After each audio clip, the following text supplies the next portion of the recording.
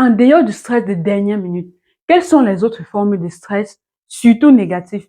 Parce que c'est elles qu'on veut identifier pour être en mesure de les combattre et te permettre de te concentrer sur l'obtention de ton idéal physique. Tu sais, quand tu es stressé, ton corps produit plus de cortisol, l'hormone du stress. Oui, le cortisol est l'hormone du stress. Ce cortisol, quand il est élevé, favorise le stockage des graisses, en particulier au niveau du ventre. La graisse viscérale qui est autour des organes et qui est associée à plusieurs problèmes de santé est parfois stockée sous le fait de la croissance du cortisol. Le cortisol élevé peut aussi augmenter ton appétit, te poussant vers le grignotage et souvent le grignotage des nourritures riches en sucre et en graisse, ce qui est contraire à la perte de poids. Surtout que ce qui est pris comme grignotine dans notre communauté africaine est très chargé en calories, très gras et surtout facilement accessible pour celles qui sont sur le continent. On peut penser aux fruits de plantain, aux arachides grillés ou bouillis, au caramel, au maïs grillé ou bouilli, aux croquettes et bien d'autres. Le stress provoque souvent un grignotage émotionnel où tu manges non pas par faim, mais pour te consoler et où te distraire. Et où te distraire de tes soucis. C'est pour cela qu'il est l'un des ennemis numéro 1 de la perte de poids. De plus, le stress chronique peut interférer avec le métabolisme et ralentir la perte de poids de plusieurs manières. Même lorsque tu fais des efforts pour suivre un régime alimentaire sain, si tu es stressé, cela peut ralentir ce processus. Cela peut ralentir tes efforts. Donc, s'il te plaît, avant de continuer, je veux que tu me dises en commentaire quelle a été ton expérience la plus stressante récemment et comment as-tu réagi? Ça pourrait édifier les autres qui sont dans la même situation. Merci d'avance pour ton intervention. Ça me fait plaisir d'avoir une idéaliste aussi interactive. Donc, quelles sont les autres formes de stress négatif? Les autres formes de distress et comment les combattre?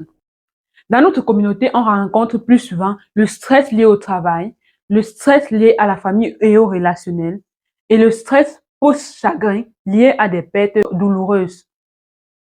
Le stress lié au travail peut provenir de la pression pour atteindre des objectifs, du surménage et des difficultés à trouver un équilibre entre la vie professionnelle et la vie privée. Tu peux le reconnaître si tu te sens constamment débordé, si tu ramènes du travail à la maison ou si tu as du mal à te déconnecter de tes responsabilités professionnelles. Tu constates que pendant les moments qui sont supposés être de qualité avec ta famille, ton mari, tes enfants, tes amis, tu es constamment en train de penser au travail, en train d'élaborer des stratégies professionnelles dans ta tête, au point où ton entourage remarque ton absence d'esprit et ne veut même plus de toi parce que ta présence est égale à ton absence. Parfois, ce sont les disputes avec les collègues que tu ramènes à la maison. Toute la frustration liée aux incompatibilités professionnelles ou même ton manque d'amour pour ton travail peuvent être une grande source de stress que tu as accepté et qui pourrit ta vie.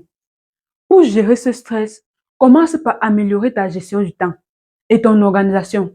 Apprends à dire non à des tâches supplémentaires si tu es déjà surchargé. La communication efficace avec tes collègues peut également aider à alléger ta charge de travail et à clarifier tes attentes.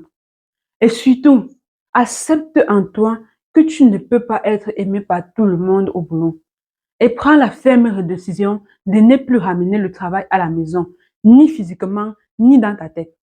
Tu verras que petit à petit, le stress te quittera et tu seras plus épanoui.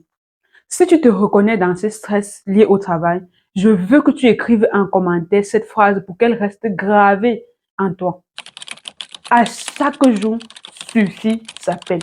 À chaque jour suffit sa peine. Et si ton stress professionnel vient du fait que tu n'aimes pas ton travail, décide-toi de chercher une autre activité dans laquelle tu vas t'épanouir. Cela est très important pour ta tranquillité mentale et physique.